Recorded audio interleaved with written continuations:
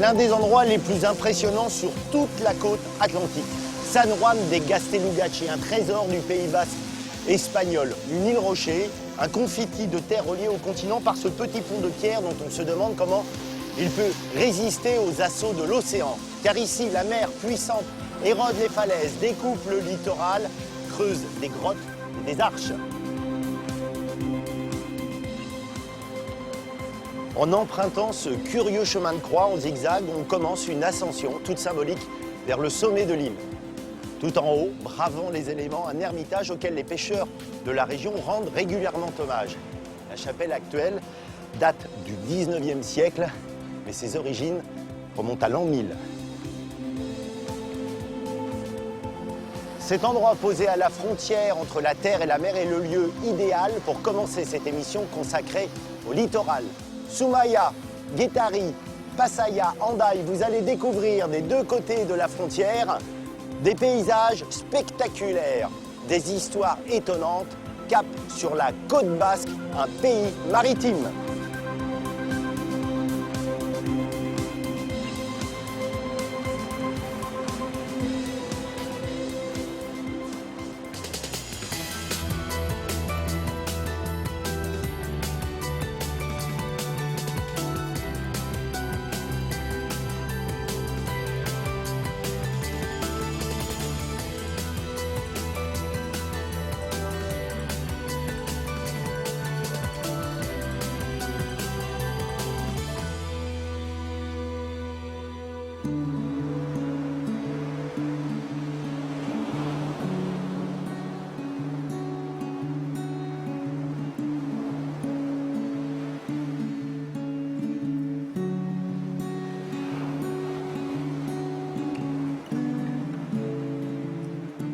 Le Pays basque est un pays de particularisme.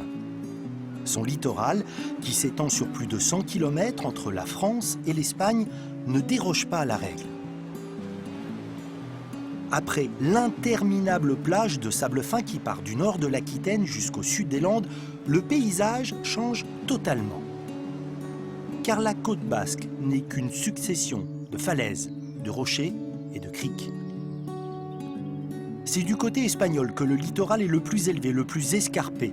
Nous voici à Zumaia, au cœur du géoparc basque, placé sous la protection de l'UNESCO. Et pour cause, ces falaises recèlent un trésor, un livre géologique, le Flysch. Il faut bien comprendre que toutes ces couches que nous voyons autour de nous se sont formées au fond des mers. Le Flysch, ce sont d'anciens fonds marins créés par dépôt, le résultat d'une sédimentation très lente. À ce moment-là, tout le Pays basque, une grande partie de l'Aquitaine, était sous la mer. Soudain, il y a environ 50 millions d'années, la plaque ibérique a commencé à bouger. Elle a comprimé tous ces sédiments, les a pliés et les a fait remonter vers le haut. C'est comme ça que la chaîne des Pyrénées est née, ce qui fait qu'aujourd'hui nous pouvons voir une séquence de plus de 5 km qui à l'origine était au fond des mers, des couches déposées de façon horizontale. Ça c'est un fond marin, ça c'est un autre, mais qui avec la compression due au choc des plaques se sont mises en position verticale. Grâce à tout cela, nous avons devant nous un véritable livre géologique sur 13 km de côte, dans lequel nous pouvons lire, couche après couche, page après page, 60 millions d'années consécutives de l'histoire de la Terre.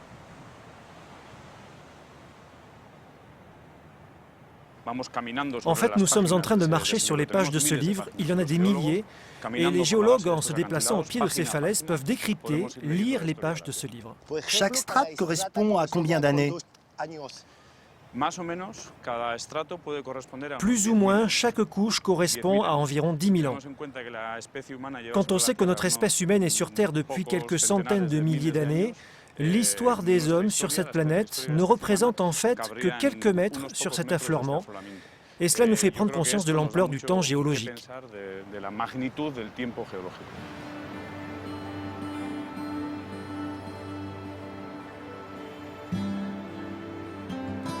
Cette côte basque est un sanctuaire géologique de premier ordre au niveau mondial. Elle permet aux spécialistes de vivre une aventure fascinante, déchiffrer l'histoire de la planète à travers les paysages, les roches.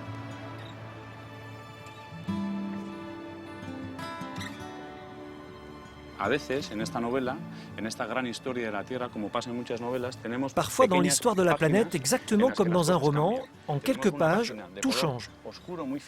La page de couleur sombre que l'on peut voir ici a été écrite il y a 65 millions d'années. C'est une couche noire de seulement 2 mm. C'est ce que les scientifiques appellent la limite KT. Après cette couche, 80% des animaux que l'on trouvait auparavant, comme les dinosaures, disparaissent totalement. La question c'est pourquoi? En examinant cette couche, on se rend compte qu'il y a des anomalies, comme par exemple une quantité d'iridium extrêmement élevée. L'iridium est très rare sur Terre, mais on en trouve beaucoup dans certaines météorites. Dans les années 80, deux scientifiques, Luis et Walter Alvaez, en étudiant cette couche, ont proposé l'hypothèse que la disparition des dinosaures était due à la chute d'une énorme météorite sur la Terre, au Mexique, dans le Yucatan. Mais ce qu'il faut bien comprendre, c'est que cette grande extinction a permis le développement et l'évolution d'autres espèces vivantes, comme les mammifères, et donc d'une certaine façon des humains. Imaginez, grâce à cette petite couche de 2 mm que nous pouvons voir ici à Zumaya, nous savons un peu pourquoi nous sommes ici aujourd'hui.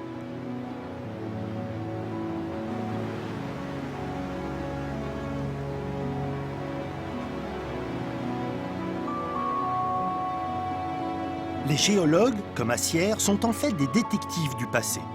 En étudiant les différentes couches de roches, ils retrouvent les personnages de ce grand roman, les fossiles des espèces animales qui vivaient aux différentes périodes.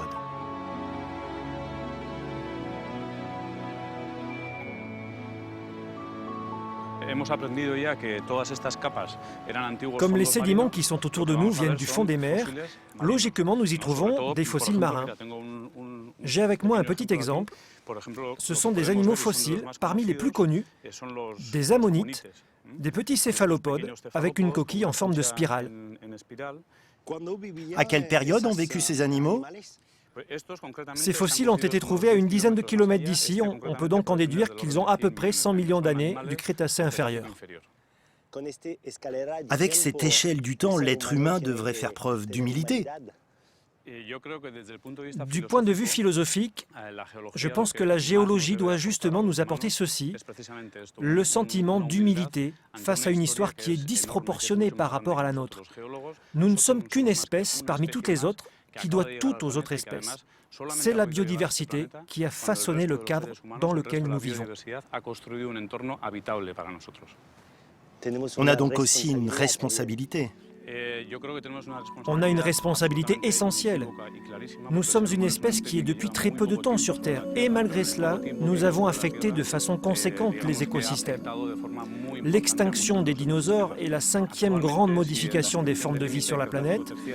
Les biologistes, les écologues disent que nous sommes peut-être, à cause du réchauffement climatique, de la surexploitation des ressources, à la veille de la 6e grande extinction. Ce serait la première fois dans l'histoire de la Terre que cette catastrophe serait causée par une seule espèce qui, de plus, le fait de manière consciente, en ayant les moyens, si elle le désire, d'éviter la catastrophe.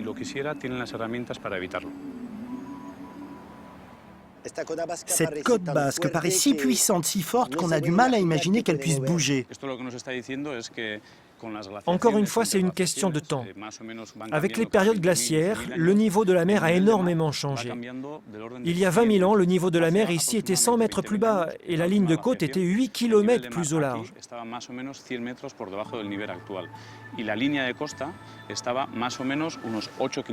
Pour moi, la mer est primordiale.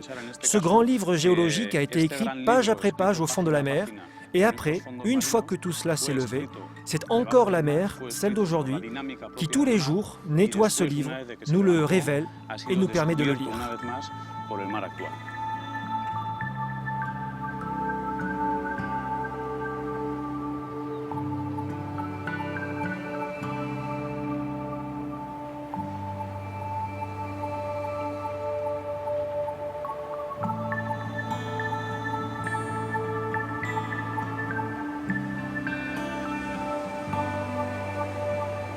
Nous voici maintenant au Pays basque français, dans l'une des plus belles stations balnéaires des Pyrénées-Atlantiques, pour raconter une histoire beaucoup plus proche de nous. La conquête de la mer comme espace de distraction, de plaisir. Guétari, avec ses plages, ses jolies villas, ses anciens hôtels art déco, témoigne en effet des débuts de la mode des bains de mer au 19e et 20e siècle. Depuis 50 ans, c'est aussi l'un des spots de surf les plus prisés. Mais avant cela, la mer était un lieu de travail exigeant, souvent pénible. Car comme sur toute la côte basque, la pêche a été une activité complémentaire de l'agriculture. Pourquoi le surf a-t-il si bien pris au Pays Basque? Déjà, la population locale avait un rapport à l'océan.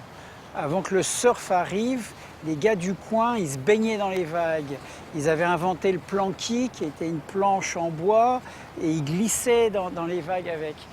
Et puis, les Basques, c'est des gars, c'est des gaillards, hein, c'est des persévérants, c'était des pêcheurs, enfin voilà.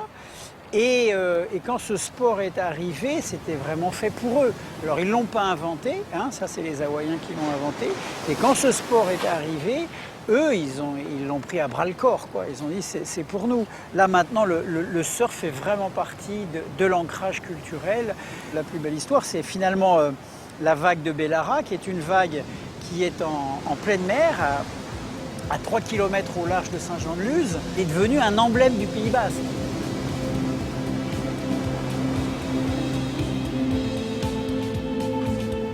Gibus a longtemps été un globe-trotter à la recherche des plus belles houles à travers le monde. Mais c'est ici qu'il a vécu ses plus beaux moments, le Pays Basque et son terrain vague. Alors moi, ce qui me fascine dans la vague, c'est le fait que c'est un élément qui est toujours mobile, on ne sait jamais où il va arriver, et c'est le phénomène de la rencontre. Et nous, on a la chance sur le golfe de Gascogne d'avoir une mer très puissante, c'est-à-dire que quand les dépressions génèrent de la houle, elle n'est pas du tout freinée, donc on assiste à des spectacles absolument hallucinants. À partir de ce moment-là, c'est un fait que ça devient hypnotique. Et puis on s'imbibe d'histoire. Alors forcément, après 20 ans, 30 ans, 40 ans de surf, on a nos années. Et cette année-là, tu te rappelles de cette session, cette vague-là, un peu comme les pêcheurs, ils se rappellent le moment où ils ont eu les meilleures pêches en plein hiver, où ils ont affronté des tempêtes, etc.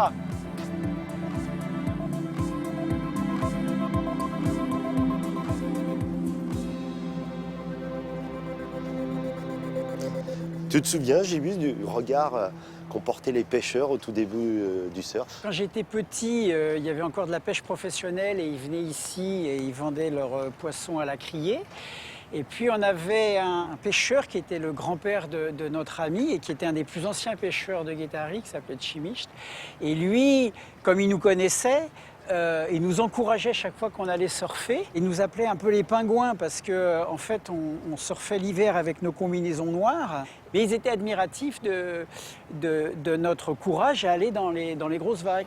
Historiquement, la pêche, c'est indissociable de Guétari. Le village de Guétari, il reposait sur deux économies, hein, comme beaucoup de villages du Pays Basque, à la fois sur l'agriculture, donc il y avait vraiment un village il y avait des terrains agricoles, donc il y avait une agriculture, et puis la pêche.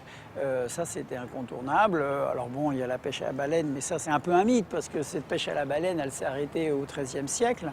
Mais par contre, les sorties en mer, été comme hiver, pour aller pêcher et vendre à la criée le poisson ici, oui, ça a toujours existé.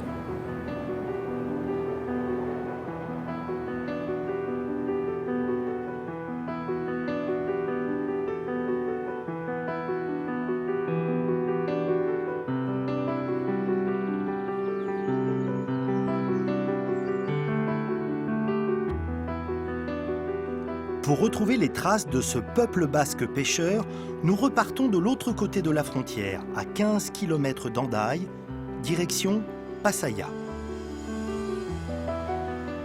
Le phare de la Plata, au sommet d'une falaise qui plonge dans la mer de façon vertigineuse, sert de vigie à un port qui doit tout à sa singulière géographie.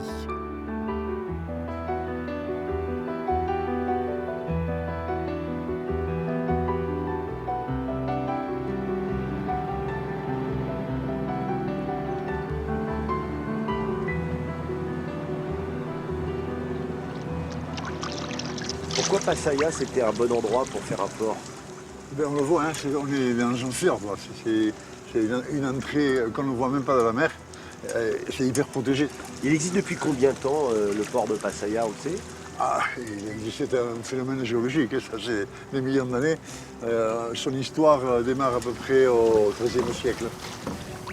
Mon père était d'ici, hein, et gamin, je venais toujours passer mes vacances ici, donc c'est ici que j'ai appris à ramer, à nager, à tout ce qui a trait à la mer, je l'ai appris ici. Pattaya, c'est un port qui a son importance dans l'histoire maritime. Il y a des grands personnages qui sont venus ici. Ah oui, oui, il y a Lafayette qui est parti d'ici. Pour son premier voyage pour l'Amérique, il est parti d'ici. Avant l'Hermione. Avant l'Hermione, oui, en 1770. Oui. Et puis je crois qu'il y a Victor Hugo aussi qui a bien aimé cet Victor Hugo endroit. aussi, oui. Victor Hugo, c'est cette race ici aussi. Et donc avant, c'était... C'est un port de pêche, quoi. Et où, bon, il y avait surtout les voiliers à l'époque de la marine à voile. Ils venaient radouber ici, ils venaient hiverner ici. Même les bateaux de Saint-Jean-de-Luz, ils venaient hiverner ici, quoi. Ça veut dire qu'il y avait des chantiers navals ici? Ah oui, oui, oui, bien sûr, partout. Les chantiers navals, les cordes, tout, les voiles, tout.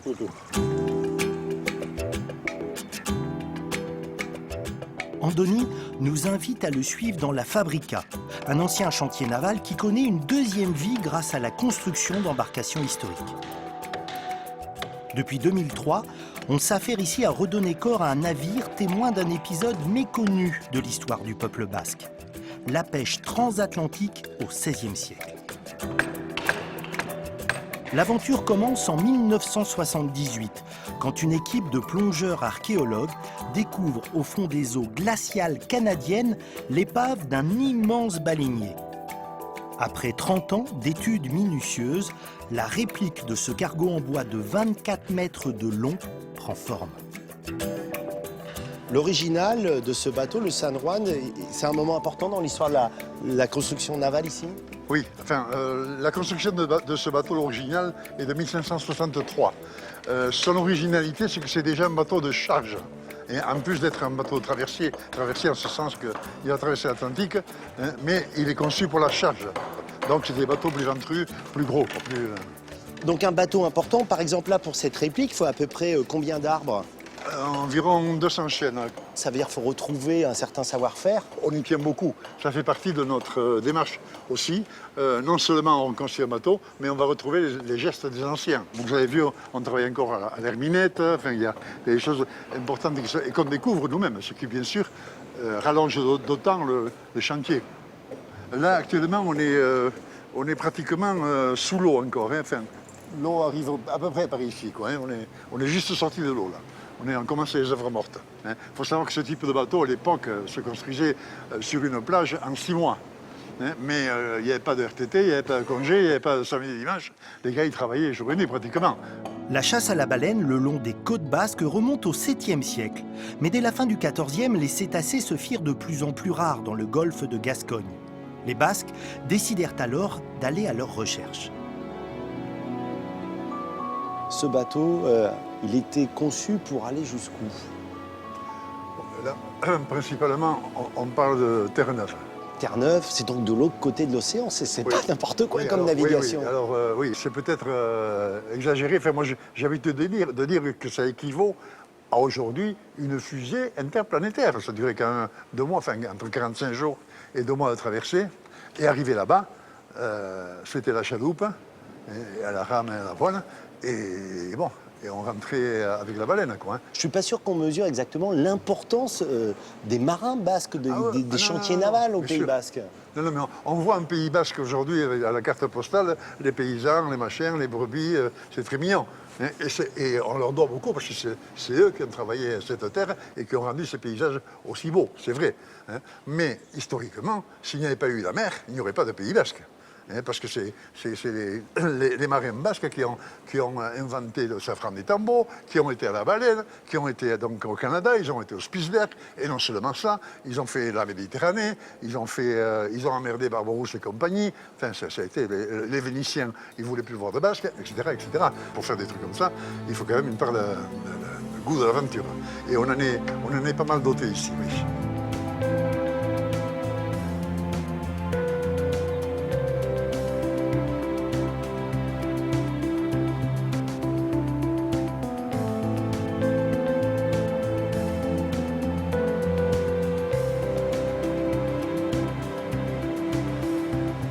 dernière escale, nous revoici au Pays basque français sur la corniche qui relie Saint-Jean-de-Luz à Hendaye, dans le domaine d'Abadia. Tout a commencé au 19e siècle avec ce château construit à la demande d'Antoine d'Abadie, né d'un père basque et d'une mère irlandaise. C'était un scientifique, un grand explorateur, notamment en Afrique, un personnage hors du commun.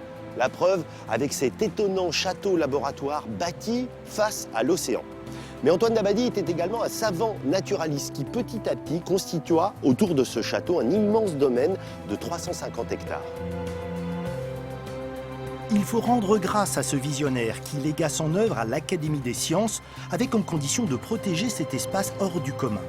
Car c'est bien grâce à lui que cette partie de la côte est aujourd'hui vierge de toute construction récente. Depuis 1979, c'est le Conservatoire du littoral qui, avec la commune d'Hendaye, gère ce domaine. Mais comment protéger ce patrimoine de bord de mer sans le figer, le mettre sous cloche ? Par exemple, en jouant la carte culturelle. Luc Richard, artiste plasticien bordelais, et Stefano Bonadonna, architecte paysagiste italien, ont vécu et travaillé durant 2 mois ici, dans le cadre d'une résidence d'artistes. Le thème, océan et climat. Aujourd'hui, à l'occasion de la fête de la Corniche, ils installent une œuvre éphémère.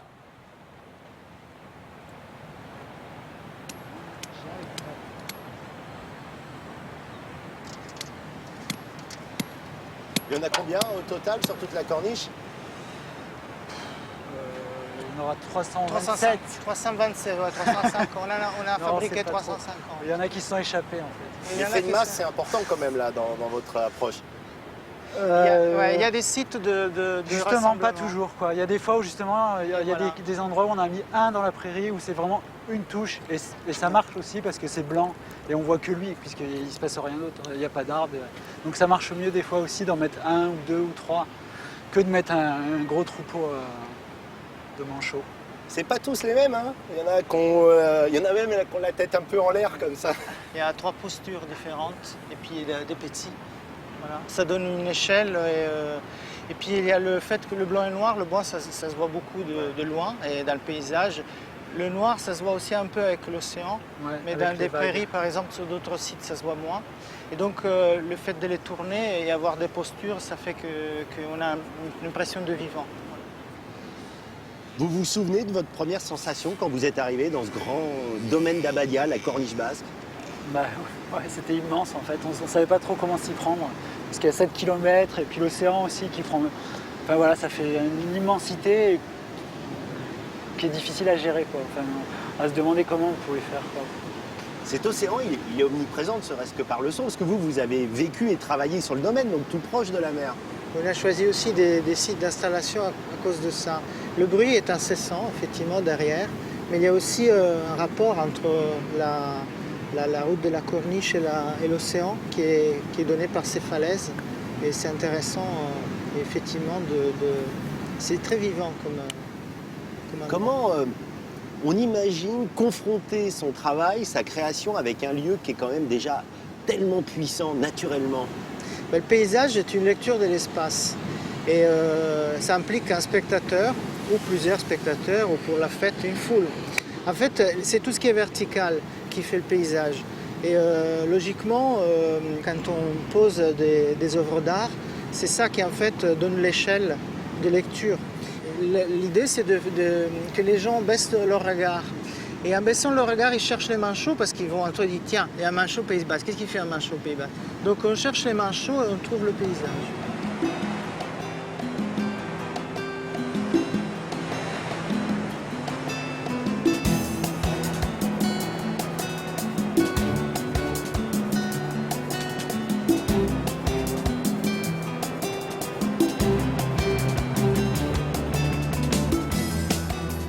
C'est de la pointe du domaine d'Abadia que nous allons vous saluer face au célèbre rocher des deux jumeaux qui, il y a encore 200 ans, faisait partie du continent.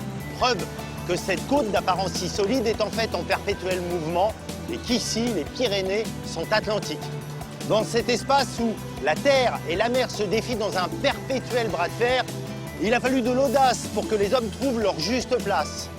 Les Basques, réputés pour leur amour voué à leur maison, à leur terre, n'ont pas hésité à s'embarquer et parfois même aller à l'autre bout du monde. Bien sûr, ils étaient poussés par le besoin, mais il y avait aussi une soif d'aventure que seul l'océan pouvait assouvir.